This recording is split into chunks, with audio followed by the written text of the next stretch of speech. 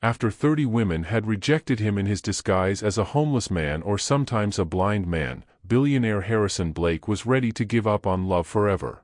But as he stumbled down Fifth Avenue, a gentle voice caught his arm. "Are you hurt?" And the poor farmer's daughter who stopped to help had no idea she was about to change the life of one of America's most powerful men forever. If this story resonates with you, don't forget to hit that subscribe button and drop a comment letting me know where you're watching from, because tomorrow, I'm bringing you another story just as interesting and unforgettable as this one. And trust me, you won't want to miss it. Now, let's continue. The 37th floor of the Blake Tower pierced the Manhattan skyline like a steel needle, and Harrison Blake stood at its apex, staring down at the ant-like figures scurrying through Times Square below. His reflection in the floor-to-ceiling windows showed a man who had everything: sharp jawline, steel-gray eyes, perfectly tailored charcoal suit, yet his shoulders carried the weight of profound emptiness. "Mr. Blake?" His assistant Jessica's voice crackled through the intercom. "The quarterly aviation reports are ready for your review." Harrison didn't turn from the window. At 42, he owned the third-largest private aviation company in America, with a net worth that Forbes conservatively estimated at $2.8 billion. He could buy anything, go anywhere, have anyone. So why did he feel like he was suffocating? "Cancel my evening meetings," he said quietly. "All of them." The silence stretched before Jessica responded. "Sir, you have the Peterson merger dinner at." "I said cancel them." Harrison moved to his mahogany desk, its surface pristine except for a single photograph, him with his parents at his Harvard graduation, both deceased now for over a decade. His father had built Blake Aviation from nothing, and Harrison had transformed it into an empire. But empires, he'd learned, were cold places to live alone.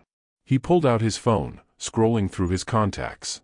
Hundreds of names, business associates, society figures, women he'd dated briefly before they showed their true colors.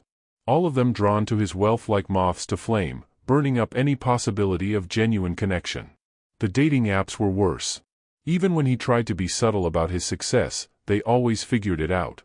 The research, the careful questions, the sudden shift in their behavior when they realized who he was. He'd stopped counting after the 15th woman asked about his investment opportunities on a second date. What would it be like, he wondered, to be seen for who he truly was? Not the billionaire, not the CEO, not the man with the penthouse and the private jets. Just him. The idea had been forming for weeks, growing stronger with each hollow interaction. What if he could strip away everything that defined him in the world's eyes? What if he could become invisible, in the most literal sense? 300 miles away, Grace Miller's hands were black with soil as she knelt between the rows of October pumpkins on her family's farm outside Millfield, Pennsylvania. The late afternoon sun painted the rolling hills in shades of amber and gold, and she paused to push a strand of chestnut hair from her face with the back of her wrist. "Grace." Her father's voice carried across the field. "Come help me with the truck." She stood, brushing dirt from her faded jeans, and jogged toward the red barn where her father Thomas struggled with the engine of their ancient pickup. At 28, Grace had the kind of natural beauty that needed no enhancement: clear green eyes, sun-kissed skin, and a smile that could light up a room. But more than that, she possessed a gentleness that made broken things feel safe. 30 rejections. 30 women who'd agreed to meet Henry, only to find excuses within minutes of arrival. He'd endured their polite dismissals, their uncomfortable silences, their barely concealed disgust. Each encounter had chipped away at whatever hope he'd harbored that someone might see past appearances to the person beneath. This would be the last one. After today, he'd return to his penthouse, accept his fate of hollow relationships, and stop believing in fairy tales. The cafe door chimed as he entered, and he oriented himself by the familiar sounds: espresso machine hissing, chairs scraping against wood floors, the low murmur of conversation. He'd chosen this place because it was neutral ground, far from his usual Manhattan haunts. "Henry?" The barista's voice was kind but professional. "Your usual table by the window is ready." He nodded, making his way carefully to the small table where he'd been humiliated 29 times before. The chair felt like a throne of shame as he settled into it, checking his phone for the time. 10:47 a.m. She was 3 minutes late. At 10:52, he heard heels clicking across the floor, then stopping. Henry Brooks. The voice was hesitant, feminine. "That's me," he said, managing a smile. "You must be Jennifer." "Actually, look, I'm really sorry, but something came up. Family emergency.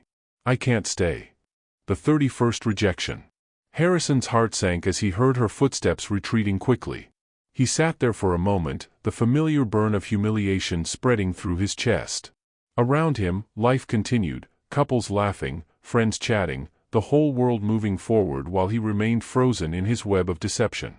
He stood abruptly, his chair scraping loudly against the floor. Several conversations paused. Heat flooded his face as he realized he'd drawn attention, exactly what someone truly blind would try to avoid. His careful disguise was crumbling along with his composure. "Excuse me," he muttered, fumbling for his cane. His hands shook as he tried to orient himself, the cafe suddenly feeling maze-like and hostile. He needed air, needed to escape before his facade completely collapsed. The door seemed miles away.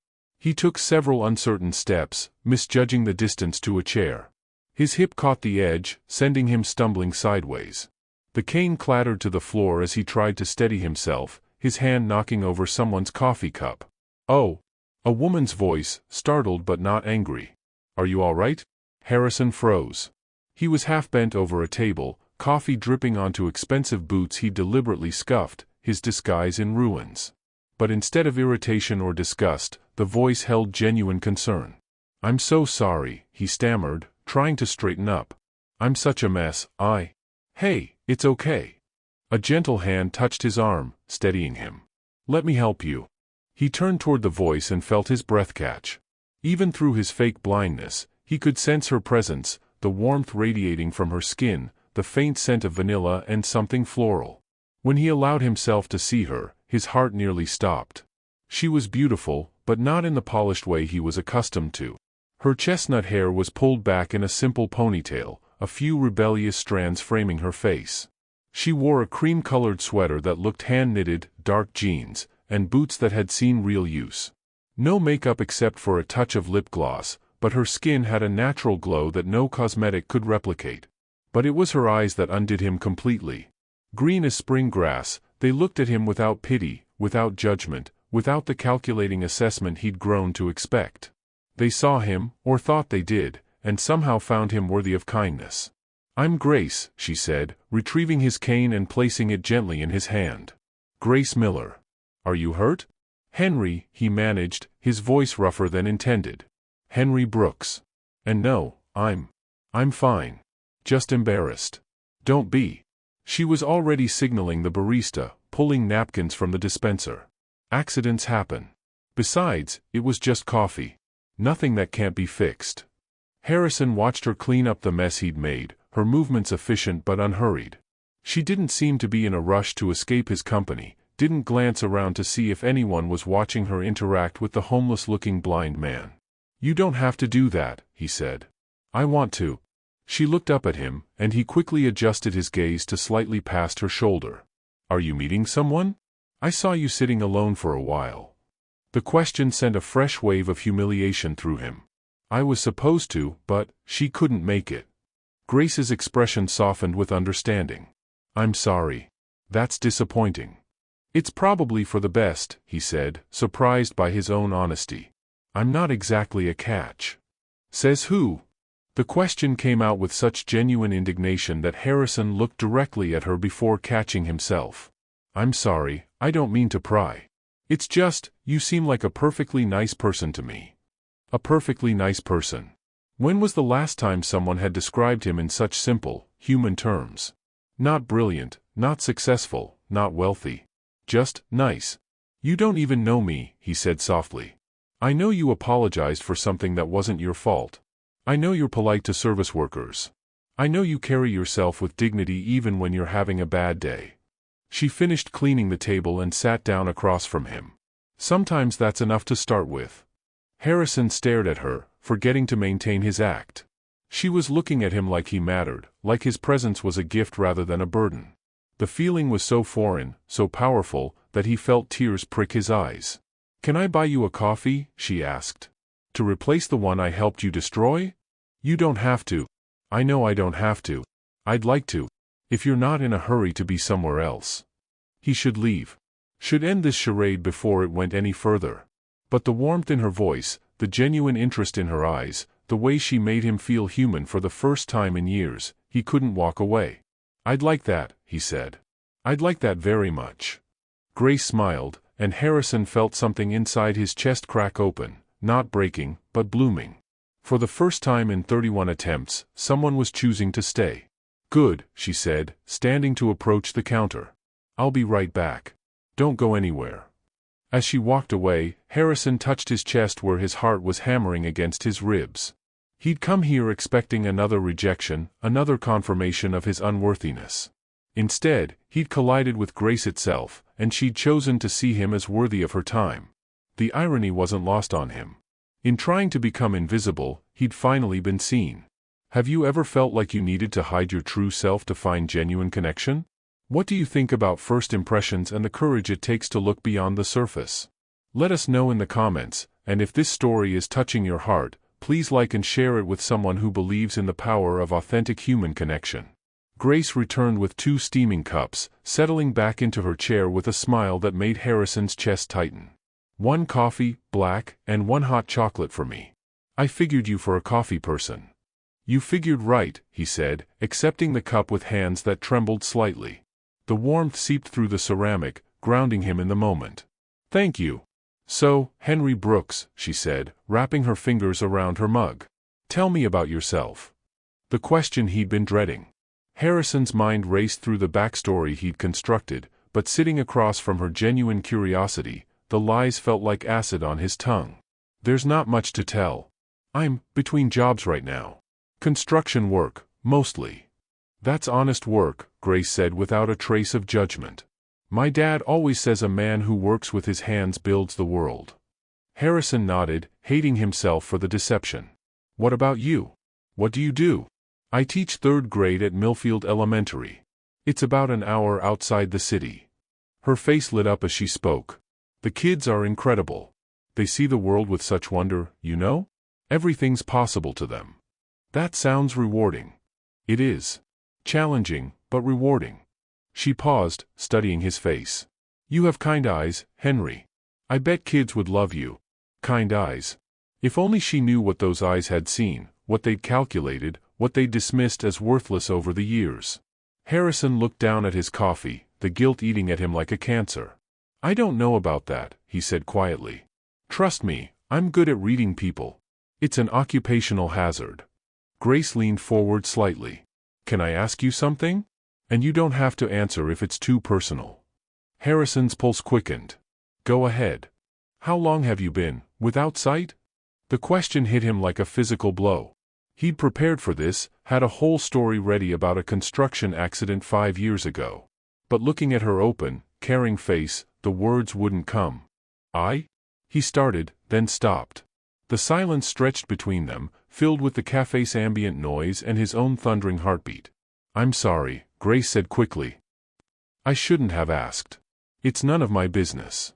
"No, it's complicated." The truth was fighting to break free, but Harrison forced it down. "I'd rather not talk about it, if that's okay." "Of course." She reached across the table, her fingers briefly touching his hand. The contact sent electricity through his entire body. "I understand." But she didn't understand. She couldn't. She was sitting across from a man who was lying to her about everything, his name, his condition, his entire existence. She was showing him kindness he didn't deserve, giving him attention he'd obtained through deception. "Grace," he said, his voice strained, "you should know that I'm not the kind of person you usually spend time with." "What kind of person is that?" "Someone with stability. A home. A future." The words came out bitter, but they were the closest to truth he'd spoken all day. Grace was quiet for a moment, then said, "My mom used to tell me that we're all just walking each other home. Nobody has it all figured out, Henry. We're all just doing our best with what we have." The simple wisdom in her words nearly broke him. Here was this woman, who clearly had her own struggles. He could see it in the way she'd darned a small hole in her sweater, the careful way she'd counted her change when buying the drinks, and she was offering him grace he hadn't earned. "You're very kind," he said, "but kindness can be dangerous. People take advantage. Maybe, she said. But the alternative is worse. Living with walls up all the time, never letting anyone in, that's not living. That's just existing. Harrison's throat tightened. She'd just described his entire adult life with devastating accuracy. Sometimes walls are necessary. To protect yourself from getting hurt. Who hurt you, Henry? The question was so gentle, so devoid of judgment, that Harrison had to look away. Everyone, he wanted to say. Everyone who'd ever wanted something from him, who'd ever pretended to care while calculating his net worth, who'd ever made him feel like his only value was in his bank account. People, he said finally. People who weren't who they pretended to be. Grace nodded slowly. I know something about that. My ex-fiancé left me for a woman whose father owned 3 car dealerships. Said I was too small-town for his ambitions. She shrugged, but Harrison could see the old pain in her eyes. I guess I learned that if someone can't love you as you are, they don't deserve you as you could be. The irony of her words was like a knife to his chest. Here he was, pretending to be someone else entirely, while she spoke about the importance of authenticity. He was becoming everything she'd learned to reject. I should go, he said abruptly, starting to stand. Wait. Grace's hand touched his arm again. Did I say something wrong? No, you said everything right. That's the problem. He sat back down, running a hand through his hair. Grace, you seem like an incredible person. But I'm not. I'm not good for you. Shouldn't that be my decision to make? You don't understand. Then help me understand. Her voice was patient but firm. I'm not some fragile flower who needs protecting from her own choices. I'm a grown woman who can decide for herself who's worth her time. Harrison stared at her, this extraordinary woman who was fighting for a connection with someone she thought was a homeless blind man. The fact that she was willing to advocate for him, to see potential where everyone else saw only problems, made his deception feel even more monstrous. I'm not who you think I am, he said quietly. None of us are, completely. We're all mysteries, even to ourselves. Grace's smile was soft but determined. But I'd like to know more about your mystery, if you'll let me. The offer hung between them like a bridge he desperately wanted to cross but knew would collapse under the weight of his lies. Every instinct screamed at him to run, to end this before it went any further. But her eyes held him captive, full of a hope he didn't deserve but couldn't bear to extinguish. I don't want to disappoint you, he said, his voice barely above a whisper. The only way you'd disappoint me is if you didn't give us a chance to find out what this could be. Harrison closed his eyes, the weight of his deception crushing down on him. He was trapped between his desperate need for genuine connection and the growing certainty that when she discovered the truth, she would hate him more than all the others combined. Because unlike them, she would have loved him for who he thought he was, not what he had. One more cup of coffee, he said finally. But Grace, I need you to know that I'm more complicated than I appear. Honey, she said with a laugh that sounded like music, we all are. That's what makes us human. As she went to order another round, Harrison sat in his chair, torn between the joy of her acceptance and the agony of his betrayal. For the first time in his life, he'd found someone who could love him for himself, except he wasn't being himself at all. The collision had indeed changed everything. But Harrison was beginning to realize that some impacts left damage that couldn't be undone. When you're attracted to someone, how important is complete honesty from the beginning? Can a relationship built on deception ever become genuine? Share your thoughts below, and don't forget to subscribe for more stories that explore the complex nature of love and truth. The late October sky had been threatening rain all afternoon, and by the time Grace and Harrison left the cafe, the first fat drops were beginning to fall. Grace pulled her cardigan tighter as they stepped onto the sidewalk, the wind whipping her hair around her face. Looks like we're in for quite a storm, she said, glancing up at the darkening clouds. My truck's parked about 2 blocks away. Can I give you a ride somewhere? Harrison's mind raced. He couldn't let her drive him to his penthouse, and he had no idea where Henry Brooks was supposed to live. I usually take the bus. There's a stop near here. As if on cue, thunder rumbled overhead, and the light drizzle transformed into a steady downpour. Within seconds, they were both soaked. The bus stop doesn't have a shelter, Grace said, raising her voice over the rain. And you'll catch pneumonia waiting out here. Come on, we can wait it out in my truck. She took his arm gently, guiding him through the rain-slicked streets. Harrison let her lead, acutely aware of her closeness, the way she adjusted her pace to match his carefully measured steps. The guilt of his deception warred with the intoxicating feeling of being cared for without agenda. Grace's truck was exactly what he'd expected, a well-worn blue Ford with a dented bumper and a cracked windshield. She helped him into the passenger seat, her hand briefly touching his shoulder as she reached across to fasten his seatbelt. "Sorry about the mess," she said, climbing into the driver's seat and pushing wet hair from her face. "I keep meaning to clean it out, but between school and the farm." Harrison looked around the cab, noting the stack of children's books on the dashboard, a pair of gardening gloves on the floor, and the faint scent of apple blossoms that seemed to follow her everywhere. It was more authentic than anything in his sterile penthouse. "It's perfect," he said, meaning it. Grace turned the key, but instead of the engine starting, there was only a clicking sound. She tried again with the same result. "Oh, come on, Betsy," she muttered, trying a third time. "Not now." "Battery?" Harrison asked. "Probably. She's been acting up lately." Grace sighed, leaning back against the seat. "I'm so sorry, Henry. I've trapped us here." The rain drummed against the roof with increasing intensity, and Harrison could see that the streets were already beginning to flood. They weren't going anywhere soon. "It's not your fault," he said. "These things happen. My dad always says that Betsy has a sixth sense about storms. Maybe she's just trying to keep us safe." Grace's voice held a note of forced cheerfulness that didn't quite hide her embarrassment. They sat in comfortable silence for a moment, watching the rain cascade down the windshield. The storm had transformed the busy Pittsburgh street into something intimate and cocoon-like. In the gray light, Grace's profile was soft and thoughtful. "Can I ask you something?" she said finally. Harrison's stomach clenched. "Of course. What were you doing on Fifth Avenue today?" "It's not exactly. I mean, there aren't many services for homeless folks in that area." The question he'd been dreading. Harrison's mind scrambled for a plausible explanation. "I was looking for work. Construction jobs. Someone told me there might be opportunities downtown." "In the financial district? I get confused sometimes. The city's still new to me." He hated how easily the lies came now, how each one led to another. Grace nodded sympathetically. "I can imagine. I still get lost here, and I've been coming to Pittsburgh for years." "Where are you staying?" "A shelter." "Different ones." The words felt like shards of glass in his throat. "That must be hard. Never having a place that's really yours." "It is," Harrison said quietly, and for once, it wasn't entirely a lie. His penthouse had never felt like home, just an expensive cage. "I wish I could help," Grace said. "I mean, we don't have much, but the farm has a guest room.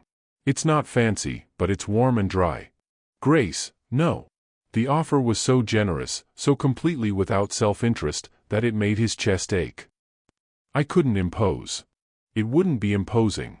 My dad always says that hospitality is about sharing what you have, not what you don't have." She turned to face him more fully. "Besides, I'd like the company. It gets lonely out there sometimes." Harrison closed his eyes, overwhelmed by her kindness. Here was this woman, struggling to save her family's farm, offering shelter to a stranger she believed was homeless.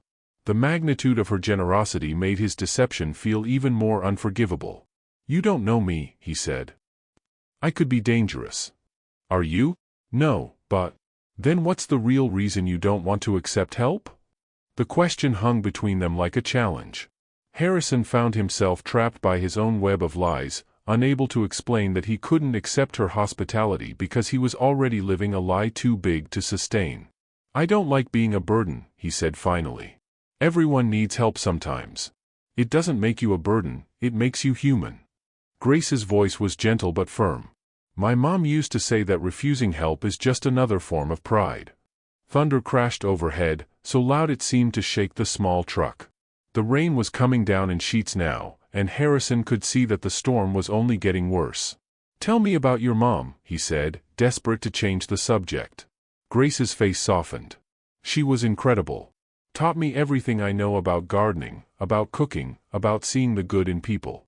She had this way of making everyone feel welcome, no matter who they were or where they came from." "What happened to her?" "Cancer. 2 years ago." Grace's voice was steady, but Harrison could hear the grief underneath. She fought hard, but sometimes fighting isn't enough. I'm sorry. She would have liked you, Grace said suddenly. She always said that the most interesting people were the ones who'd been through something. That struggle makes you more compassionate. Harrison's throat tightened. She sounds wise. She was. She's the reason I became a teacher, actually. She said that helping children learn was the closest thing to magic she could imagine. Grace smiled at the memory. She always wanted to travel, to see the world beyond our little town. But then my dad got sick, and the farm needed work, and life happened. Do you ever regret staying? Grace considered the question. Sometimes I wonder what would have happened if I'd taken that teaching job in Philadelphia. Better pay, more opportunities. But then I think about my students, about the way little Tommy Peterson's face lights up when he finally understands a math problem, or how Lucy Chin draws pictures of our farm after I tell stories about it. She shrugged. Maybe making a difference in a small place is just as important as making a big splash somewhere else. The contrast between her contentment and his own restlessness was stark. Harrison had spent his entire adult life chasing bigger deals, more money, greater success, and yet this woman who'd never left her hometown seemed to have found something he'd been searching for his entire life. You're remarkable, he said quietly. I'm ordinary. Just a small-town teacher who loves her students and her family. That's what makes you remarkable. Grace turned to look at him, and in the dim light of the storm, something shifted between them. The air in the small truck felt charged with more than just the electricity of the storm outside. Henry, she said softly, can I tell you something? Anything. I haven't felt this connected to someone in a long time. Maybe ever. Her voice was barely above a whisper. I know we just met, and I know you're dealing with a lot, but there's something about you. Something that makes me want to know everything about your story. Harrison's heart hammered against his ribs. She was offering him exactly what he'd been searching for, genuine connection, someone who wanted to know him for who he was, except she didn't know who he was at all. Grace, he said, his voice rough with emotion, I'm not the man you think I am. None of us are completely. But I'd like to find out who you really are, if you'll let me. The storm raged around them, trapping them in their small sanctuary, and Harrison realized that somewhere in the space between her kindness and his deception, something real had begun to grow. Something that would make the inevitable revelation of his lies infinitely more painful for both of them. But as Grace's hand found his in the darkness, as her fingers intertwined with his, Harrison discovered that some collisions created something beautiful even as they destroyed everything else. The question was whether either of them would survive the impact. Have you ever felt an instant connection with someone that scared you because it was so intense? How do you know when someone is worth the risk of vulnerability? Share your experiences in the comments, and don't forget to subscribe for more stories about the courage it takes to love. The rain had softened to a gentle patter by the time Grace's truck finally started, but neither of them seemed eager to break the spell that had settled over them in the storm's embrace. Grace drove slowly through the flooded streets, taking the long way back to Millfield, as if she too wanted to preserve this fragile moment between them. The farm's about 20 minutes from here, she said, glancing at Harrison in the passenger seat. Are you sure you're okay with this? Dad won't mind, he's always bringing home strays. Harrison's stomach twisted at the innocent comment. Strays? Injured animals, mostly. Last month it was a barn owl with a broken wing. Before that, a fox caught in a trap. Grace's voice warmed with affection. Mom used to say he collected broken things because he knew how to fix them. If only it were that simple, Harrison thought. Some things were too broken to fix, and some deceptions too deep to forgive. As they left the city behind, the landscape transformed into rolling hills dotted with farmhouses and silos. The storm had washed the October countryside clean, and everything gleamed with fresh rain. Harrison found himself genuinely relaxed for the first time in months, watching Grace's profile as she navigated the winding country roads. Tell me about your childhood, he said, surprising himself with the question. When was the last time he'd asked someone about their past without calculating what it might mean for business? Grace's face lit up. It was magical, honestly. Not in a fairy tale way. We worked hard, and money was always tight, but there was this sense of belonging, you know? Like every tree and stone on that land was part of our family story. She turned onto a gravel road marked by a weathered sign, Miller Family Farm, EST 1887. The headlights swept across neat rows of pumpkins and apple trees, and in the distance, Harrison could see the warm glow of lights in a two-story farmhouse. My great-great-grandfather built that house with his own hands, Grace continued. Every generation has added something, the wraparound porch, the barn, the apple orchard. My mom planted those sunflowers along the fence line when I was 10. She said they were like prayers made visible. The truck crunched to a stop in front of the house, and Harrison could hear the distant lowing of cattle and the rustle of wind through corn stalks. It was a world away from Manhattan's glass towers and honking traffic. "It's beautiful," he said, meaning it completely. "It's home." Grace's voice carried a note of sadness. Or it was. "We might lose it soon." "What do you mean?" Grace turned off the engine and sat back in her seat. "Bank payments. We're behind, and Dad's too proud to ask for help. He keeps saying we'll figure it out, but the numbers don't lie." She laughed, but there was no humor in it. "Funny thing is, it would probably take less money than some people spend on a car to save this place." Harrison's chest tightened. The amount she was talking about was pocket change to him, less than he'd spent on wine last month. But Henry Brooks couldn't offer that kind of help without raising impossible questions. "How much?" he asked quietly. 43,000. Might as well be 43 million. Grace shrugged, trying to appear casual. "Come on, let's get you inside before you catch pneumonia." The farmhouse was exactly what Harrison had expected: worn hardwood floors, handmade quilts, and the lingering scent of apple cinnamon. But what struck him most was the sense of history in every corner, the feeling that this place had been loved by generations of families. "Dad?" Grace called out. "I brought a friend for dinner." Thomas Miller emerged from the kitchen, wiping his hands on a dish towel. He was a tall man with kind eyes and calloused hands, the kind of person who'd worked hard his entire life and had the weathered face to prove it. "Dad, this is Henry Brooks." "Henry, my father, Thomas." Thomas extended his hand, and Harrison shook it, noting the firm grip and the way the older man's eyes studied him without judgment. "Any friend of Grace's is welcome here," Thomas said simply. "Hope you're hungry." Grace made her famous pot roast. "I don't want to impose." "Nonsense. We always make enough for company, even when we're not expecting any." Thomas smiled. "Old habit from Grace's mother. She said you never knew when someone might need a good meal and a safe place to sit." Dinner was a revelation. Harrison couldn't remember the last time he'd sat around a table that wasn't made of conference room mahogany, eating food that hadn't been prepared by a restaurant chef.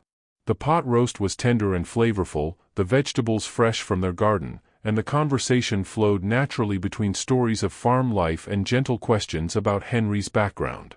"Where are you from originally?" Thomas asked, passing him the mashed potatoes. Harrison had prepared for this question. "California. My parents died when I was young, and I made some bad choices. Ended up on the streets." The lies came easier now, which frightened him. "I'm sorry about your parents," Grace said softly. "That must have been incredibly difficult." "It was. I guess I never learned how to ask for help." That part, at least, was true. "Well, you're asking now," Thomas said. "That takes courage." After dinner, Grace showed him to the guest room, a small but comfortable space with a patchwork quilt and a window overlooking the apple orchard. The room was simple but clean, with a wooden cross on the wall and a vase of late-blooming flowers on the nightstand. "Mom always kept flowers in here," Grace explained. "She said guests should feel welcomed, not just tolerated." Harrison sat on the edge of the bed, overwhelmed by the generosity of these people who had so little but gave so freely. "Grace, I need to tell you something." She sat beside him, close enough that he could smell her shampoo, something floral and uncomplicated. "What is it?" "I haven't been entirely honest with you." Grace's breath caught. "What do you mean?" Harrison's mind raced. He couldn't tell her the truth, not yet, but he needed to give her something real. "I wasn't always homeless. I had a job once, a good one. I lost it because I made some mistakes. Pride, mostly. I thought I was better than I was." "What kind of work did you do?" "Business. Corporate stuff. I was good at it, maybe too good. I started believing that success meant I was somehow superior to other people." Harrison's voice grew thick with genuine emotion. I hurt people. People who cared about me. And when everything fell apart, I realized I had no idea who I was without the job, without the money, without all the things I thought made me important. Grace reached for his hand. That's why you don't want help. You're punishing yourself. Maybe. Or maybe I just don't deserve it. Everyone deserves kindness, Henry. Everyone deserves a second chance. Grace's voice was firm. My mom used to say that we're all just broken people trying to figure out how to love each other better. Harrison looked at her, really looked, and saw something he'd never encountered before: unconditional acceptance. She wasn't trying to fix him or change him or get something from him. She was simply offering her presence, her caring, her belief that he was worth saving. What if I told you I'd done something terrible, he whispered. Something that would make you think differently of me? Like what? What if I'd lied to you? What if I wasn't who you think I am? Grace was quiet for a long moment. I'd probably be hurt. But I'd also wonder why you felt like you had to lie. People don't lie about important things unless they're protecting themselves from something. Or protecting someone else. That too. Grace studied his face in the lamplight. Henry, whatever you're carrying, whatever you're running from, it doesn't have to define you. You get to choose who you are from this moment forward. Harrison felt something crack open in his chest, not breaking, but expanding. For the first time in years, he imagined a different version of himself. Not the ruthless businessman or the empty billionaire, but someone worthy of Grace's faith. Can I ask you something? He said. Anything. What do you want? Not for your family or your students or the farm. What do you want for yourself? Grace smiled, but it was tinged with sadness. I used to want to travel. See the world, experience different cultures. I had this fantasy of teaching English in Costa Rica or working on a wildlife preserve in Africa. She shrugged. Silly dreams. They're not silly. They're not practical either. Real life doesn't work that way, at least not for people like me. What if it could? What do you mean? Harrison almost told her then. Almost explained that he could make her dreams come true, that $43,000 was nothing, that she could have any life she wanted. But he stopped himself. That would be Harrison Blake's solution, throwing money at problems, buying his way out of complexity. Instead, he said, I mean, what if you're wrong about what's possible? What if the life you want is closer than you think? Grace leaned closer, and Harrison could feel the warmth of her breath against his cheek. What about you? What do you want? The answer came without hesitation: you. The word hung between them like a confession, and Harrison saw something shift in Grace's eyes. She moved closer, her hand coming up to touch his face, and he knew she was going to kiss him. Grace, he whispered, I'm not.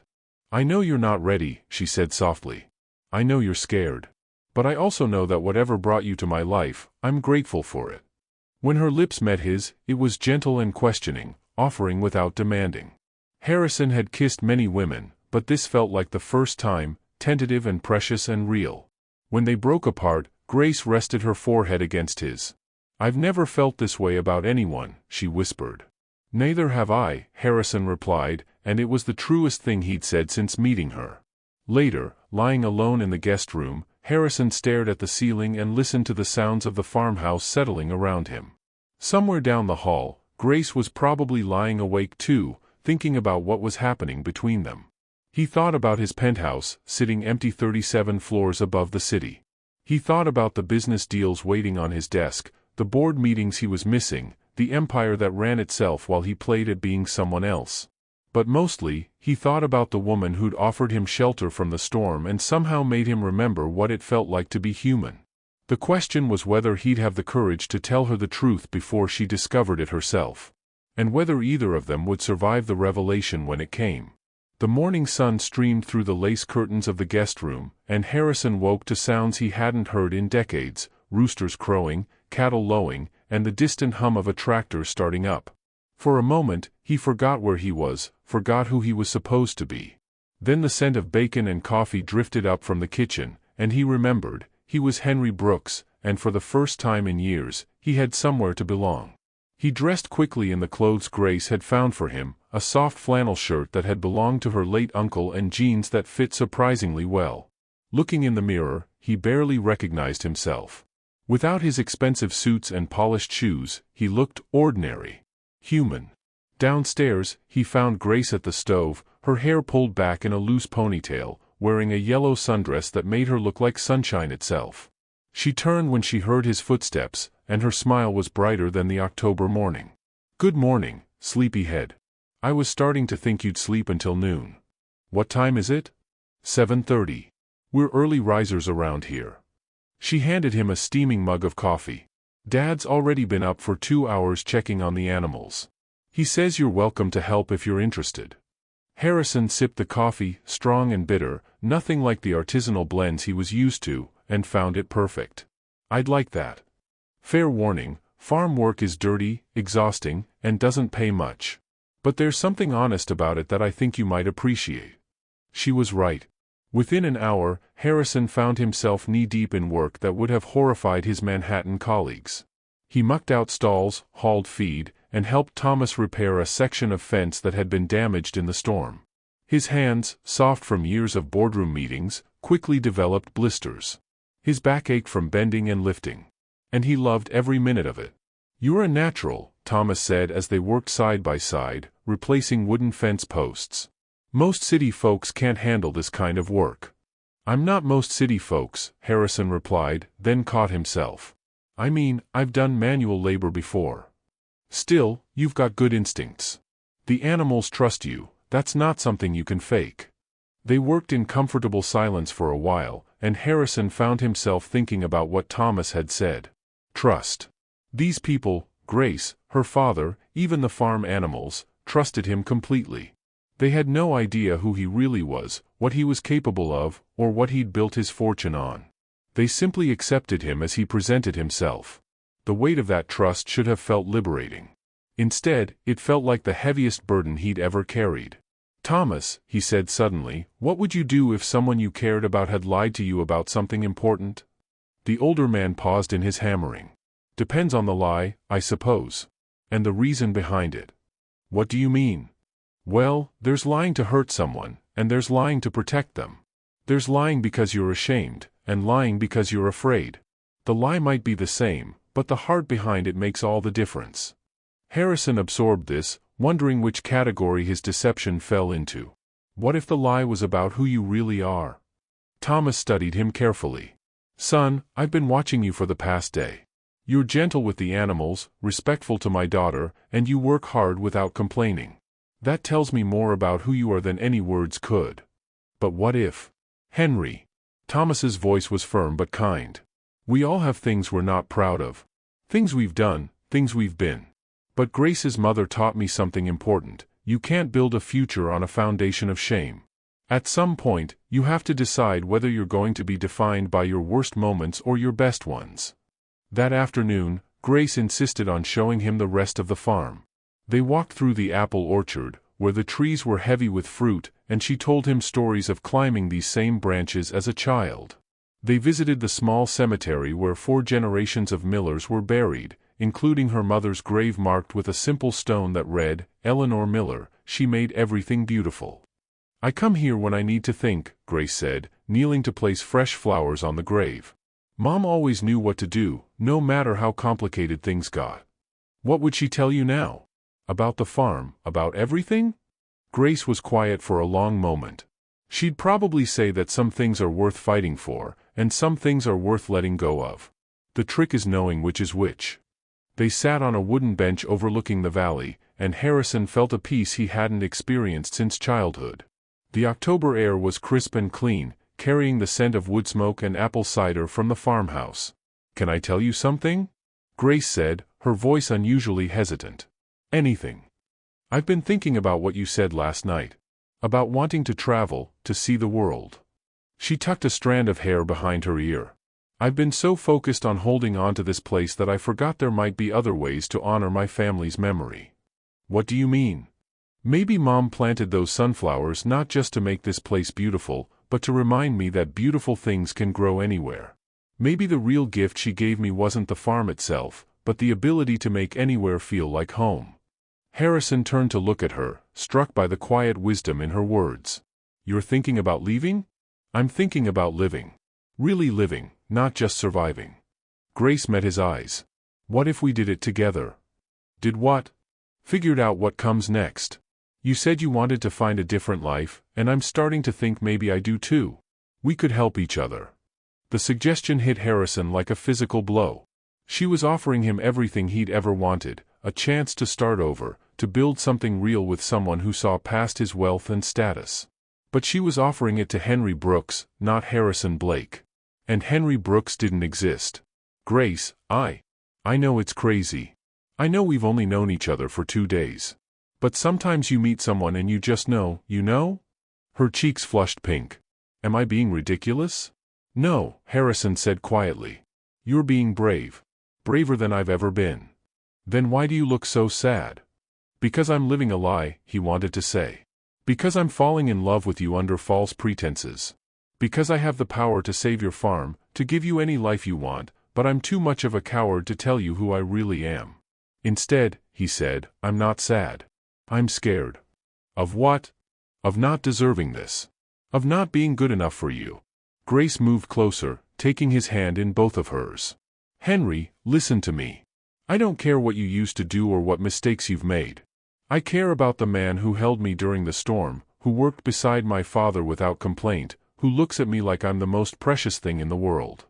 You are, Harrison whispered. You're the most precious thing in any world. When she kissed him this time, it was different from the night before. Less tentative, more certain.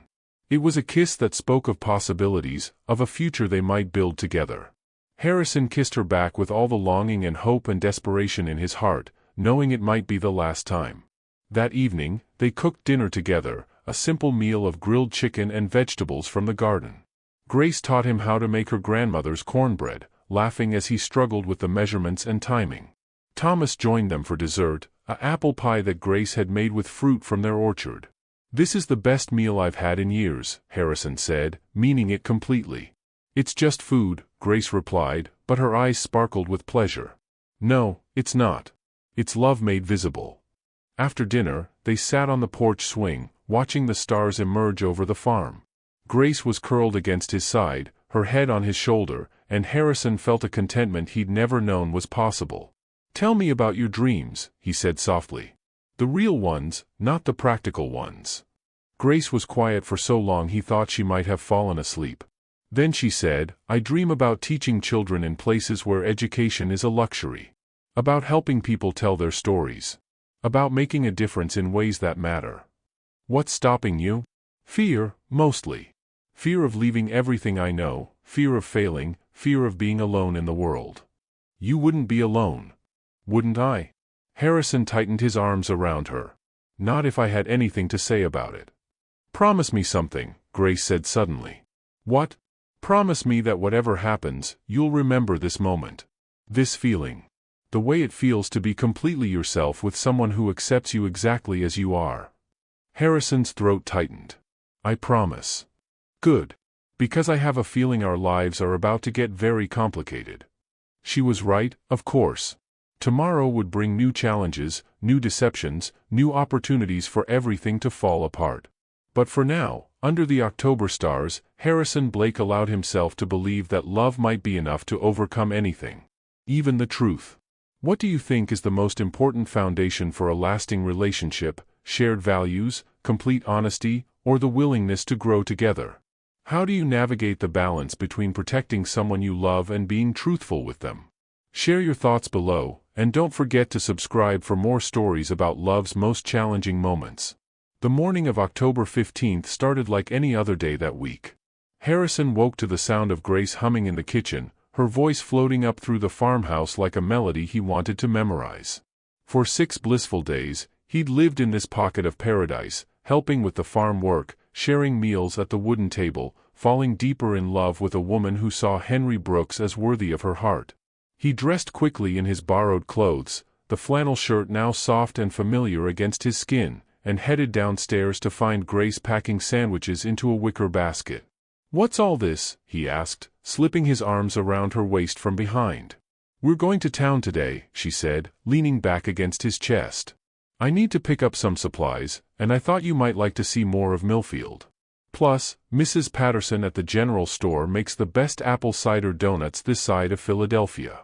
Harrison's stomach clenched. He'd been carefully avoiding town, making excuses about crowds and unfamiliar places. But Grace's excitement was infectious, and he couldn't bring himself to disappoint her. "Sounds perfect," he lied. The drive to Millfield took 20 minutes along winding country roads lined with maple trees in their full autumn glory. Grace chattered about the history of the town, pointing out landmarks and sharing stories of her childhood adventures. Harrison tried to focus on her words, but anxiety gnawed at him. What if someone recognized him? What if his carefully constructed world came crashing down? "You're quiet today," Grace observed as they pulled into the town square. "Just thinking." "About what?" "About how different this is from anywhere I've ever lived." It wasn't entirely a lie. Millfield was like stepping back in time, a classic small town with a courthouse square, mom-and-pop shops, and the kind of main street that Norman Rockwell might have painted. Children played in the park while their mothers chatted on benches. Old men gathered outside the hardware store, solving the world's problems over coffee and checkers. "Different good or different bad?" Grace asked. "Different perfect." They spent the morning wandering through the shops. Grace introduced him to everyone they met: Mrs. Patterson at the general store, Tom Bradley at the hardware shop, the Reverend Williams outside the Methodist church. Each person welcomed Henry with the easy acceptance of a small community, and Harrison felt the weight of their trust settling on his shoulders like a lead blanket. At the general store, Grace picked up flour and sugar while Harrison waited by the window, watching the peaceful rhythm of small-town life. That's when he saw it, the familiar black town car pulling up to the curb across the street. His blood turned to ice. The car door opened, and Harrison's worst nightmare stepped out, his business partner and closest friend, Marcus Chen, looking every inch the wealthy executive in his tailored navy suit and Italian leather shoes. He was talking on his phone, gesturing animatedly as he always did during important calls. Harrison ducked behind a display of canned goods, his heart hammering against his ribs. What was Marcus doing here? How had he found him? "Henry?" Grace's voice seemed to come from far away. "Are you all right? You look like you've seen a ghost." I need some air." "Of course. Let me just pay for these and we can." "No." The word came out sharper than he intended. "I mean, I'll wait outside. Take your time." He practically fled from the store, but there was nowhere to hide on the small main street. Marcus was still on the phone, pacing back and forth in front of the courthouse. Harrison pulled his baseball cap lower and turned away, but it was too late. "Harrison? Harrison Blake." The voice cut through the October air like a blade. Harrison closed his eyes, feeling his carefully constructed world beginning to crumble. "I don't believe it," Marcus said, jogging across the street. "What are you doing here? I've been trying to reach you for days. Jessica said you disappeared, and the Peterson merger is falling apart without you." "Marcus, please. And what are you wearing? Is this some kind of joke? Please tell me you're not having some kind of breakdown." Harrison glanced desperately at the general store, where Grace was still inside, blissfully unaware that her world was about to shatter. "Marcus, I can explain, but you need to keep your voice down." "Keep my voice down?" "Harrison, you're the CEO of a multi-billion-dollar company. You can't just vanish to play farmer in the middle of nowhere. Do you have any idea what the board is saying? What the stock price has done?" "I don't care about the stock price." Marcus stared at him as if he'd grown a second head. "You don't care? This is your life's work. Your father's legacy. What's happened to you? Maybe I finally figured out what actually matters." "Which is what?" "Hiding in some backwater town pretending to be someone you're not." The words hit Harrison like a physical blow, partly because they were true. He was hiding. He was pretending. But it was also more than that. He'd found something here that he'd never had in his billionaire's paradise. He'd found belonging. "It's complicated," he said quietly. "Complicated how?" "Harrison, talk to me. We've been friends for 15 years. Whatever's going on, we can fix it." Harrison was about to respond when the general store door chimed, and Grace emerged with her shopping bag. She looked from Harrison to Marcus, taking in the expensive suit, the silk tie, the Rolex watch, and Harrison saw the exact moment when pieces began clicking into place. "Henry," she said slowly. "Who's your friend?" Marcus looked confused. "Henry? His name is Harrison Blake. He's the CEO of Blake Aviation." The shopping bag slipped from Grace's hands, spilling flour and sugar across the sidewalk. Her face went pale, then flushed with a mixture of confusion and dawning horror. "I'm sorry," she said, her voice barely above a whisper.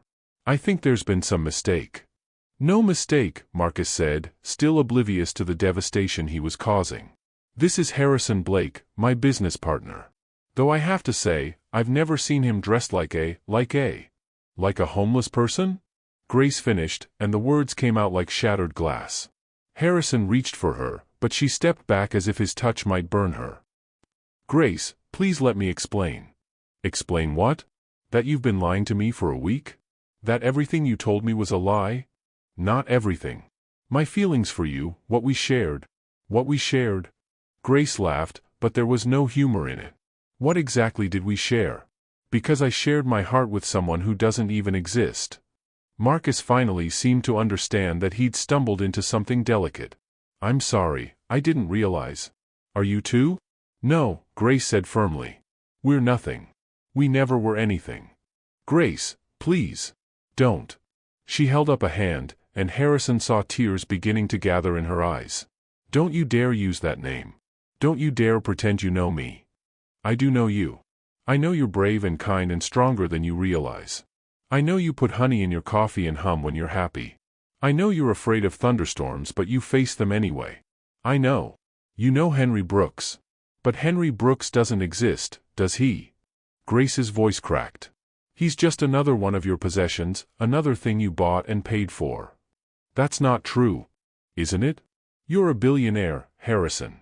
You could buy this entire town if you wanted to. You could have solved all our problems with pocket change. But instead, you chose to play dress up and pretend to be poor. Do you have any idea how insulting that is?" "I wasn't pretending to be poor. I was trying to be real." "Real?" Grace shook her head. "You spent a week living in our guest room, eating our food, working our land, letting us feel sorry for you. You watched my father worry about losing the farm, watched me break my heart over it, and you said nothing. You have the power to help us, and you chose to watch us suffer instead." "I wanted to help. I wanted to tell you, but what? You were having too much fun slumming with the peasants?" The accusation hit Harrison like a slap. "It wasn't like that." "Then what was it like?" "Because from where I'm standing, it looks like you were playing a game, and I was the prize." Marcus cleared his throat uncomfortably. "Perhaps I should go." "No," Grace said, not taking her eyes off Harrison. "You should stay. You should hear what kind of man your friend really is." "Grace, you're upset. I understand that. But you're not thinking clearly." "I'm thinking clearly for the first time in a week. I'm thinking about how you held me during the storm, how you let me cry on your shoulder about our problems. I'm thinking about how you kissed me and told me I was precious while you were lying to my face. I never lied about my feelings for you." "Your feelings?" Grace's voice rose. "You don't even know what feelings are. You're so used to buying everything you want that you thought you could buy love too. Well, congratulations, Harrison. You got exactly what you paid for, a poor farm girl who was stupid enough to fall for your act." "Don't talk about yourself that way." "Why not? It's the truth, isn't it? The naive little farm girl who thought a rich man could actually care about her. What a joke." "Grace, stop. Please." "Stop what? Stop being angry? Stop feeling betrayed? Stop loving someone who never existed." Tears were streaming down her face now. "You know what the worst part is? For a few days, I actually believed I was worth something. I believed someone could see past the dirt under my fingernails and the worn-out clothes and love me for who I am. But you can't love someone when you're too busy lying to them. I do love you. You love the idea of me. The fantasy of simple farm life and uncomplicated love. But you don't love me, because you don't even know me. You know the woman who was grateful for your attention, who was impressed by your kindness, who didn't ask too many questions. That's not love, Harrison. That's possession." Harrison felt something breaking inside his chest. "That's not true. Isn't it? Tell me honestly, if I'd known who you really were from the beginning, would you have been interested in me at all? Or would I have been just another gold digger trying to get close to your money?" The question hung in the air between them, and Harrison's silence was answer enough. "That's what I thought," Grace whispered. "You needed me to be pure, to be innocent, to be worthy of your love. But the only way I could be worthy was if I didn't know what I was worth to you. Grace. I need you to leave. Both of you. I need you to get in your expensive car and drive back to your billion-dollar world and leave us alone. I'm not going anywhere. We need to talk about this. No, we don't. We don't have anything to talk about because we don't know each other. We never did. Grace turned and walked away, leaving Harrison standing in the middle of Main Street with his heart in pieces and his carefully constructed lies scattered around him like the flour from her dropped shopping bag. Marcus put a hand on his shoulder. Harrison, I'm sorry. I didn't know. You didn't know what? That I'm a coward? That I'm so damaged I can't even tell the truth to the woman I love? You're not a coward. You're just lost. But this isn't the way to find yourself. Harrison watched Grace disappear around the corner, probably heading to the farm to pack his things and erase every trace of Henry Brooks from their lives. I found myself with her. And I just lost myself too. She'll come around. When she's had time to think. No, she won't. And she shouldn't. I did exactly what she said I did. I treated her like an experiment, like a game. I let her suffer while I had the power to help her, all because I was too selfish to risk losing her. You were protecting yourself. I was protecting a lie. And now I've lost everything that mattered. Harrison looked around at the small town that had briefly felt like home, at the people who had welcomed Henry Brooks with open arms and would probably never forgive Harrison Blake for his deception.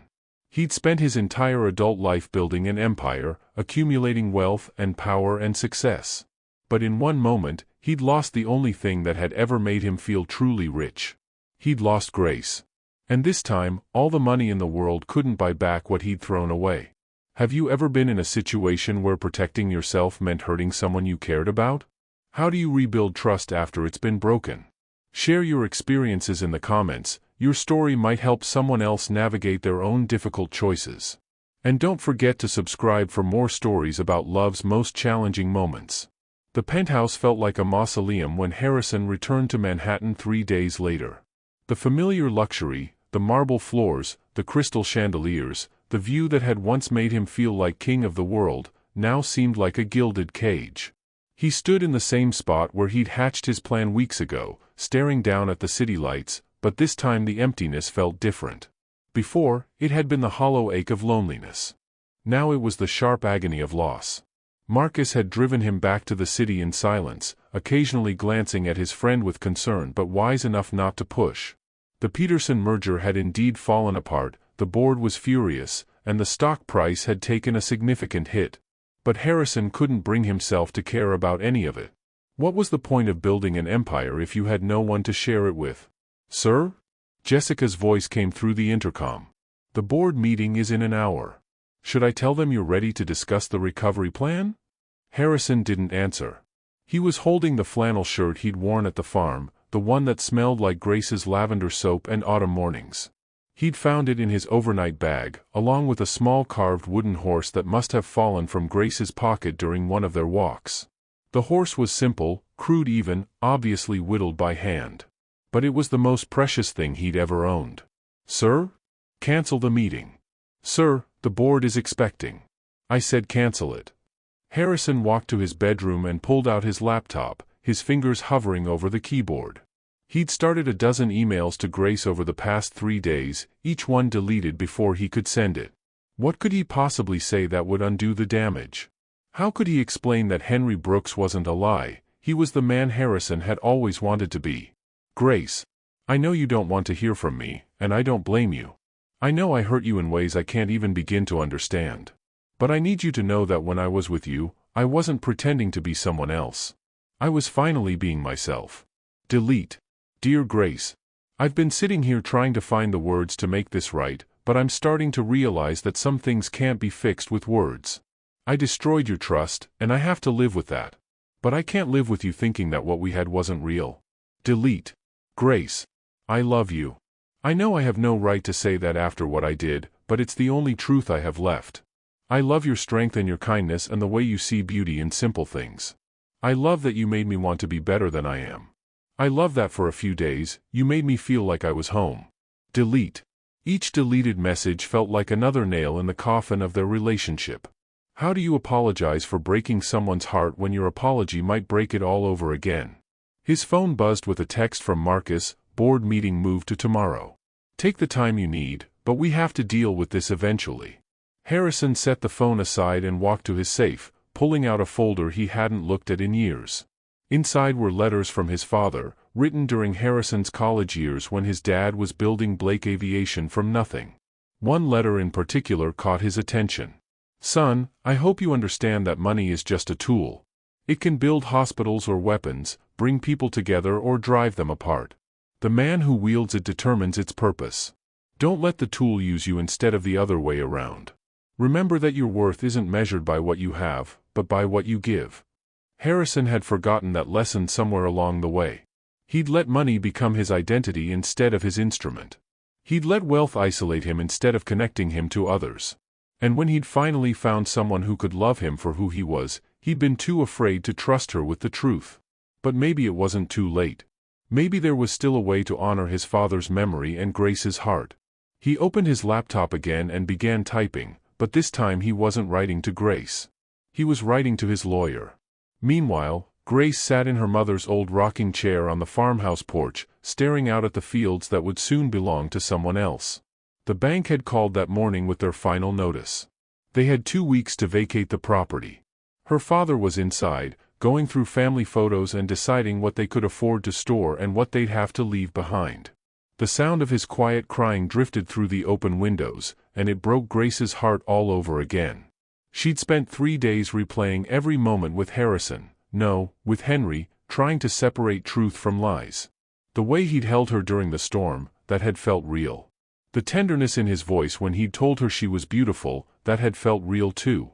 But how could she trust any of it when it was all built on deception? The worst part was that she understood why he'd done it. She'd seen the loneliness in his eyes, the desperate hunger for genuine connection. In a twisted way, his deception was a compliment. He'd trusted her enough to believe she could love him without his money. But he hadn't trusted her enough to test that belief honestly. You're thinking about him again, her father said, stepping onto the porch with 2 cups of coffee. Grace accepted the mug gratefully. Is it that obvious? You get that same look your mother used to get when she was wrestling with something. I don't know what to think anymore, Dad. Part of me is so angry I could scream. But part of you still loves him. Grace nodded miserably. Does that make me pathetic? It makes you human. Love doesn't turn off just because someone hurts you. If it did, your mother would have stopped loving me years ago. This is different. He lied to me about everything. Did he? Or did he lie about one thing and tell you the truth about everything else? Grace looked at her father in surprise. You're defending him? I'm not defending what he did. I'm just saying that in all the years I've known people, I've learned that folks aren't usually all good or all bad. They're just broken in different ways. Some breaks can't be fixed. Maybe. But some can. The question is whether you think what you had was worth trying to fix. Grace set down her coffee and pulled her knees up to her chest. It doesn't matter what I think. He's gone back to his billion-dollar world, and we're about to lose the farm. Even if I could forgive him, we're from different planets. Are we? Because the man I saw helping me fix the barn roof didn't seem like he was from a different planet. He seemed like he was exactly where he belonged. That wasn't him, Dad. That was an act. Was it? Because I've been thinking about that, and I'm not so sure. The way he looked at you, the way he worked alongside me, the way he fit into our family, that didn't feel like acting to me. That felt like a man who'd found his home. Grace wanted to argue, but her father's words echoed thoughts she'd been trying to suppress. There had been moments, quiet moments when Harrison thought she wasn't looking, when she'd seen something raw and real in his face. A vulnerability that money couldn't buy and success couldn't mask. Even if you're right, she said quietly, it doesn't change what he did. He watched us struggle knowing he could help us, and he chose not to. Maybe he was scared. Scared of what? Of exactly what happened.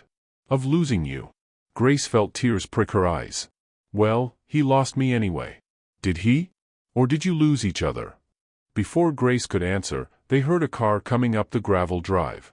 Grace's heart leaped, hoping against hope that it might be Harrison, but it was just the mailman with another stack of bills and foreclosure notices. Among the mail, however, was a large envelope addressed to her father from a law firm in New York. Inside was a letter that made both of them sit down hard. Dear Mr. Miller, we represent an anonymous client who wishes to purchase your farm for the sum of $2.5 million, significantly above its assessed value. The buyer wishes to lease the property back to you for $1 per year for as long as you wish to remain there. Additionally, our client would like to establish a foundation in your late wife's name to support other family farms in the area. If you are interested in this offer, please contact our office at your earliest convenience. We have been instructed to expedite this transaction and can have the paperwork completed within 48 hours. Sincerely, Davidson, Wright & Associates. Grace stared at the letter, her hands trembling. Dad, this is Harrison, Thomas said quietly. It has to be. We can't accept this. Why not? Because it's guilt money. He's trying to buy his way out of what he did. Or maybe he's trying to buy his way back into what he lost. Maybe he's trying to show you who he really is. Grace stood up abruptly and walked to the porch railing. I can't be bought, Dad. Our farm can't be bought. Our forgiveness can't be bought. No, they can't. But maybe that's not what he's trying to do. Maybe he's just trying to give you what you need to be happy, even if it doesn't include him. You think I should take it? I think you should consider what your mother would have wanted. She always said that pride was a luxury we couldn't afford when love was on the table. Grace closed her eyes, feeling the weight of the decision settling on her shoulders. She thought about her mother's garden, about the apple trees that would bloom again next spring, about the 4 generations of Miller women who had called this place home. Could she really let it all go because of her wounded pride? But more than that, she thought about Harrison's face when he'd told her he loved her. The raw honesty in his voice, the way his hands had shaken when he'd reached for her. Had that been real? Or had it all been part of the performance? I need time to think, she said finally. Time's the one thing we don't have much of, honey. The bank wants us out in 2 weeks. Grace nodded, but her mind was already racing ahead to a different question entirely. If she did decide to forgive Harrison, if she did decide to take a chance on love despite the pain, would he even want her back? Or had he already moved on, satisfied that his conscience was clear and his guilt was paid for? There was only one way to find out. Dad, she said slowly, how do you feel about taking a trip to New York? Thomas smiled for the first time in days. I think your mother would have said it was about time. That evening, Harrison stood in his office after hours, staring at the contract his lawyer had prepared. It was simple enough, the sale of the Miller farm to a shell company, with the leaseback provision that would allow Grace and her father to stay as long as they wanted. It was the least he could do, the only thing he could think of that might ease the pain he'd caused. But as he lifted his pen to sign, he realized that this wasn't enough. Buying the farm was just another way of hiding, another way of avoiding the real issue. Grace didn't need his money, she needed his truth. She needed him to be brave enough to fight for their love instead of just throwing money at his mistakes. He set down the pen and picked up his phone, dialing the number he'd memorized but never had the courage to call. Hello? Grace's voice was cautious, uncertain. Grace? It's Harrison. Please don't hang up. I saw the offer from your lawyers. I know you probably think I'm trying to buy your forgiveness, but that's not what this is. I can't stand the thought of you losing your home because of me. Because of you? Harrison, we were going to lose the farm anyway. That's not your fault. Isn't it? I could have helped you from the beginning. I could have told you who I was and offered to help, but I was too selfish. You were scared. I understand that now. Harrison's heart stuttered. You do? I'm still angry. I'm still hurt. But I understand why you did it. You've been betrayed by people who only wanted your money, so you created a version of yourself that couldn't be betrayed that way. Grace, But here's the thing, Harrison. By not trusting me with the truth, you betrayed me first. You decided I wasn't strong enough or good enough or worthy enough to love you as you really are. That's not true. Isn't it? You were so convinced I would only love you for your money that you never gave me the chance to prove otherwise. Harrison closed his eyes, feeling the weight of her words. You're right. I was a coward. Yes, you were. But the question is, are you still? What do you mean? I mean, are you calling me because you feel guilty about what happened, or because you want to fight for us? I want to fight for us. I want to fight for you. I want to spend the rest of my life proving that you can trust me with your heart. Then come home, Harrison. Come home and let's figure this out together. Home? The farm. Where you belong. Where Henry Brooks and Harrison Blake can finally be the same person. Harrison felt something break open in his chest, something that had been locked away for years. I'll be there tonight. I'll be waiting. As Harrison hung up the phone and grabbed his keys, he realized that for the first time in his life, he wasn't running away from who he was. He was running toward who he wanted to become. And Grace would be there to help him find his way home. What would you choose, pride or love? Have you ever had to decide between protecting your heart and taking a risk on someone who hurt you? Share your thoughts below, and remember to subscribe for more stories about the courage it takes to love authentically. The October moon hung full and bright over the Miller farm as Harrison's rental car crunched up the gravel driveway at nearly midnight. He'd driven straight through from Manhattan, his heart pounding harder with each mile that brought him closer to Grace. The farmhouse glowed with warm yellow light, and he could see her silhouette on the porch swing, waiting just as she'd promised. Harrison sat in the car for a moment, gathering his courage. This was it, the moment that would determine whether he'd spend the rest of his life alone or whether he'd found his home at last. He thought about his father's letter, about the tool of money and the man who wielded it. Tonight, he would discover what kind of man he truly was. Grace stood as he approached, her chestnut hair catching the moonlight. She wore the same yellow sundress she'd had on the day they'd picked apples together, and the sight of it made his chest tighten with longing. But her face was guarded, uncertain, and he could see the pain he'd caused still lingering in her green eyes. "You came," she said softly. "I said I would. You said a lot of things." Harrison stopped at the bottom of the porch steps, close enough to touch her but respecting the distance she needed. "Grace, I know I have no right to ask for your forgiveness. I know I broke your trust in the worst possible way. But I need you to know that every moment we shared was real. Every word I spoke about loving you was true. Even when you told me your name was Henry Brooks? Especially then. Because Henry Brooks is who I am when I'm with you. He's who I want to be all the time." Grace wrapped her arms around herself, as if trying to hold herself together. "How do I know you're not just saying what you think I want to hear? Because I'm not offering you my money anymore. I'm offering you my truth." Harrison reached into his jacket pocket and pulled out the small wooden horse that had fallen from her pocket. "This belongs to you." Grace's eyes widened as she took the carving. "Where did you?" "It was in my bag when I left. I've been carrying it with me ever since." He paused, swallowing hard. "Grace, I don't want to buy your forgiveness. I don't want to solve your problems with money. I want to earn your trust back by being the man you fell in love with, not Harrison Blake the billionaire, but the man who helped fix your barn and picked apples with you and held you during the storm. That man lied to me. That man was terrified of losing you. He'd never felt anything like what he felt for you, and he was too scared to risk it by telling the truth." Grace stepped down from the porch, moving closer to him. "And what about now? Are you still scared?" "Terrified. But I'm more scared of living without you than I am of losing you. Harrison." She reached up and touched his face, her fingers tracing the line of his jaw. "I want to trust you. I want to forgive you. But I don't know how. One day at a time. One truth at a time. Let me show you who I really am, not as Henry Brooks or Harrison Blake, but as the man who loves you more than his next breath." Grace's eyes filled with tears. "I missed you so much it physically hurt." "I know. I felt it too." He covered her hand with his, holding it against his cheek. "Grace, I know I don't deserve another chance, but I'm asking for one anyway. Not because I think I've earned it, but because what we have is too precious to lose without a fight." "What do we have, Harrison? How do I know this isn't just another performance?" Harrison took a deep breath and stepped back, pulling out his phone. "Because I'm about to do something that terrifies me more than losing billions on a bad investment."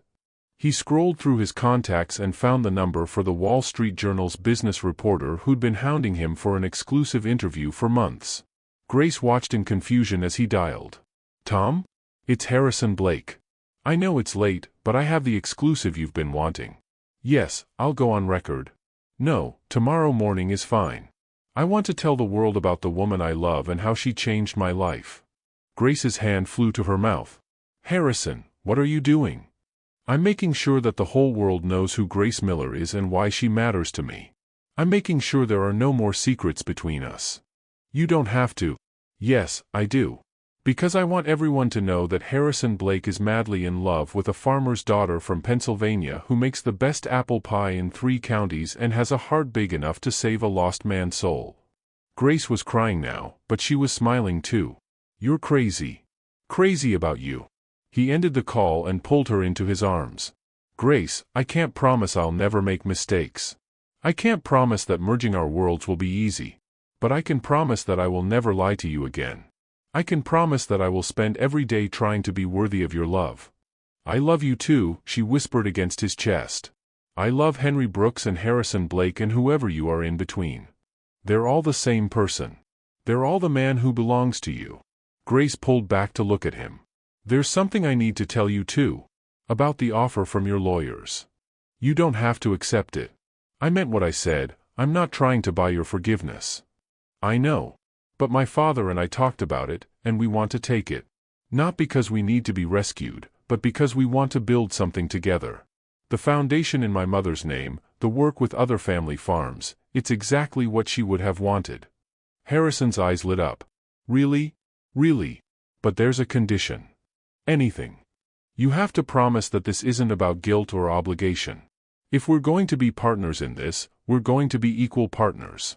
I may not have billions, but I have something just as valuable. I know how to love people without trying to change them. And I'm going to learn how to let myself be loved without trying to earn it. Grace smiled and pulled him down for a kiss, soft and sweet and full of promise. When they broke apart, she rested her forehead against his. So what happens now? She asked. Now we figure it out together. The business, the foundation, the life we want to build. All of it, together. And your world? The board meetings and the galas and the people who only care about your money. They'll have to accept that Harrison Blake comes with Grace Miller now. Package deal. Grace laughed. I don't know the first thing about being a billionaire's girlfriend. Good thing I don't know the first thing about being a farmer's boyfriend. We'll learn together. Thomas Miller appeared on the porch then, grinning widely. Well, it's about time you two figured it out. I was starting to think I'd have to lock you in the barn together. Dad. Grace protested, but she was laughing. What? Your mother and I had our first real conversation locked in a barn during a thunderstorm. Sometimes fate needs a little help. He looked at Harrison seriously. You going to take care of my girl? With everything I have, sir. Good. Because if you hurt her again, I've got a shotgun and 40 acres to hide the body. Dad. I'm just saying. Thomas winked at Harrison. Welcome to the family, son. Hope you're ready for Sunday dinners and helping with the harvest. I wouldn't miss it for the world. 6 months later, Grace stood in the ballroom of the Plaza Hotel in Manhattan, wearing a midnight blue gown that Harrison had insisted on buying her for the Blake Aviation Charity Gala. The same event where 12 months ago, he'd felt so disconnected from everyone around him. Now, as she watched him speak passionately about the Elizabeth Miller Foundation and its mission to support family farms, she marveled at how much had changed. The foundation exists because of the generosity and wisdom of rural communities, Harrison was saying to the crowd of New York's elite. But more than that, it exists because a farmer's daughter from Pennsylvania taught a lost man what it means to be home. The applause was thunderous, but Grace only had eyes for Harrison as he left the podium and made his way back to her side. How was that? He asked, straightening his tie nervously. Perfect. Though I still can't believe you told 300 people that I make you want to be a better man. Because you do. Every single day. Grace adjusted his tie, marveling at how natural it felt to be here in his world, just as natural as it had felt to have him in hers. Your board of directors is staring at us. Let them stare. They'll get used to it. Besides, Peterson pulled me aside earlier and said the foundation angle has been incredible for company morale and public relations. Apparently, authenticity is good for business. Who knew? You did. You knew all along. The music began, and Harrison held out his hand. Dance with me? I thought you'd never ask.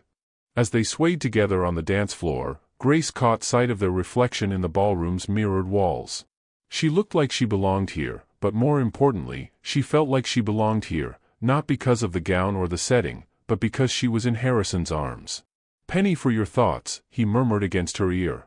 "Just thinking about how strange life is. A year ago, I was worried about losing the farm. Now I'm in a ballroom in Manhattan, and somehow it feels like the most natural thing in the world." "That's because you make anywhere feel like home. We make anywhere feel like home." Harrison spun her gently, and when she came back to his arms, his expression was suddenly serious. "Grace, there's something I need to ask you." "What is it?" "Well, I've been thinking about what comes next for us. About building a life together, about the foundation, about everything we want to do. And I realized that I don't want to do any of it without making sure you know how committed I am to this. To us." Grace's heart began to race as Harrison reached into his jacket pocket. "Harrison, what are you?" "I'm asking you to marry me."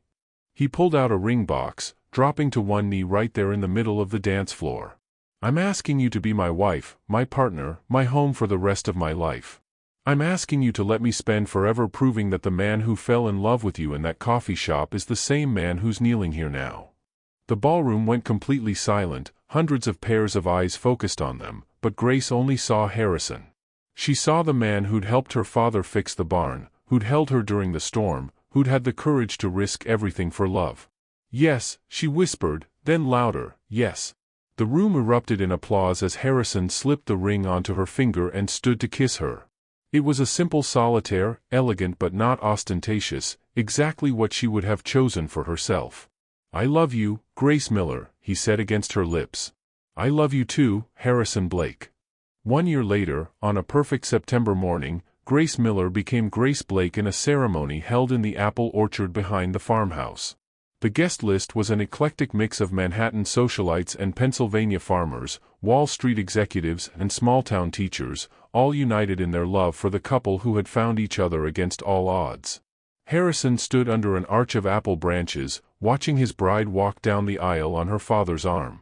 She wore her grandmother's wedding dress, altered to fit her perfectly, and carried a bouquet of wildflowers from the farm. She was the most beautiful thing he'd ever seen. When she reached him, Thomas placed Grace's hand in Harrison's and said quietly, "Take care of each other." "We will," they said in unison. The ceremony was simple, officiated by the same minister who had married Grace's parents 30 years before. They exchanged vows they'd written themselves, promising to love each other through wealth and poverty, joy and sorrow, truth and the occasional necessary fiction. "Do you, Harrison Blake, take Grace Miller to be your wife, to have and to hold, in sickness and in health, for richer or poorer, as long as you both shall live?" "I do. I take all of her, her strength, her kindness, her stubborn streak, and her ability to see the best in people even when they can't see it themselves." "And do you, Grace Miller, take Harrison Blake to be your husband, to have and to hold, in sickness and in health, for richer or poorer, as long as you both shall live?" "I do.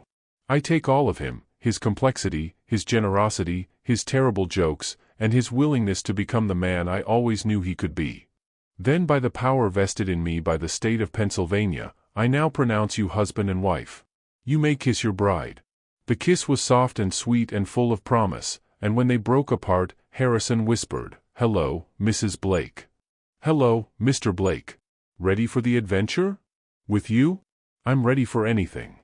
As they walked back down the aisle together, hand in hand, Grace caught sight of the small wooden horse she'd carried in her bouquet, the same one that had fallen from her pocket that first day, the one that had brought them back together when everything seemed lost. Sometimes, she thought, the most beautiful love stories begin with the smallest moments. A collision outside a coffee shop, a kind word to a stranger, the courage to see past the surface to the heart beneath.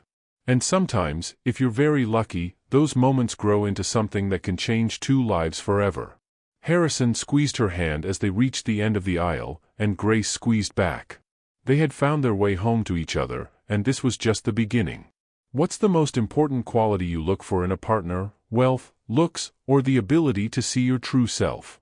Share your thoughts below, and don't forget to subscribe for more stories about finding authentic love in an inauthentic world. Share this story with someone who believes in second chances. Thank you for watching this story to the end. If you enjoyed this story, you will surely love the next one. It's as interesting as you can ever imagine. So do check it out. Click on the image showing on your screen right now to watch the next one.